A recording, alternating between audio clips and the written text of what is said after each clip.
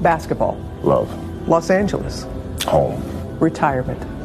Peace. And legacy. Wow. Kobe Bryant, a legend of basketball, the third highest scorer of all time, only 41 years of age, died in a helicopter accident alongside his 13-year-old daughter and 7 other people. Assalamu alaikum guys, and welcome to another episode of Smile to Jannah.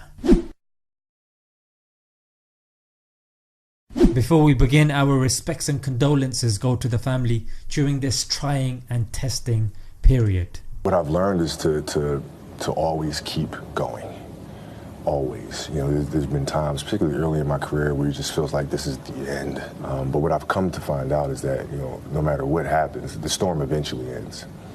And when the storm does end, you want to make sure that you're ready.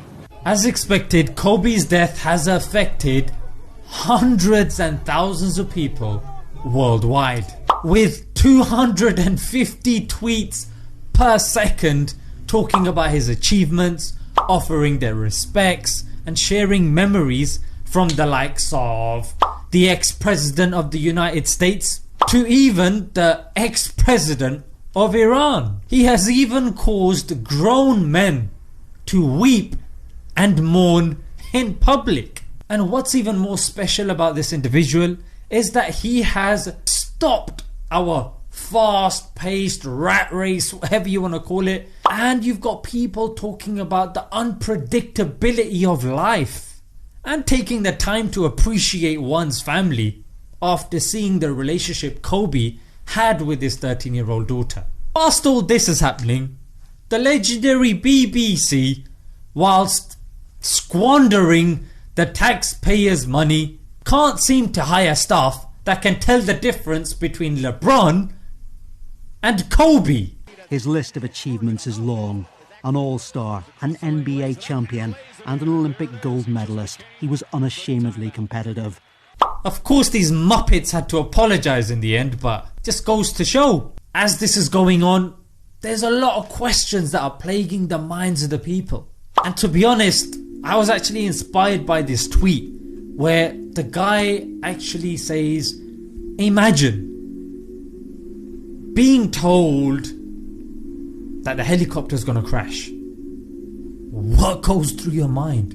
What do you say to yourself? And he goes one step forward and he says, imagine, as a father, you got your daughter there. And fathers are very protective. Having a child that's come from you and you can't do anything to protect that child. I mean, what would their conversation have been? What would he have said to his own daughter to comfort her whilst they were plummeting to their death? I mean, it's something that if we think about, it's very saddening. But I think the thought entered my mind, imagine if I was in his position, plummeting to my death. Boy, what would your regrets be? What would you want to do differently? What if you had another chance? Kobe was such a celebrity. He only retired in 2016. He had so many plans.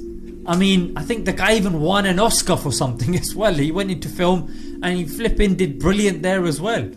The guy was 41. Death don't care. Death doesn't care if you're a celebrity. Death doesn't care if you're a 13-year-old child. When it's your time to go, it's your time to go. But I'm gonna be honest, even after hearing this, some of us are still duped, and I speak to myself before I speak to you. We're still duped into thinking that we're gonna live forever. I mean, who's guaranteed us that we're going to live till tomorrow? No one. But here we're thinking, it's Kobe. Oh yeah, it's somebody in that country. But that's the thing. Today it's him, tomorrow it could be us. And that should really get us thinking about the big questions in life. Like, what are we actually doing here? Like, what's our purpose? Surely life is more than just merrymaking, going to work. I mean, this guy puts it perfectly. So many of us, we wake up every day in fear. We're scared. And we are so frightened to leave the box. We work in a box. We drive to the office in a box. We eat lunch out of a box. We go home and live in a box. We spend 5 hours every night watching a box. And then we die in a box. And we call it a life. That's literally how we've made our existence. Yeah? Everybody's gonna die. But does everybody live? And what does it mean to live? Especially if you're not spending your time focusing on your purpose. What are you doing here? And is there any point wasting time on people that when we pass away, they'd probably spend a week grieving and mourning, and then they'll move on? And those people that are watching, that are believers, the only thing that we're going to take with us is our deeds. Yeah, that's what we take with us. But there's another continuing investment. That's called sadaqatul jariyah, ongoing sadaqah. Yeah, ongoing deeds. That could be if you helped build a mosque. That could be if you taught somebody something, or if you helped somebody accept Islam, or you gave somebody life-changing advice, or just general advice that helped them better themselves. Teach somebody Quran, or give in charity that saves someone's life, or feed them, or whatever. So, and even other stuff like creating content. Could be a podcast, could be making videos that will live on after you pass away, or writing books. Some people may say, oh, but Kobe's passed away, but there's other people that are dying every single day. And you're right, that's so true.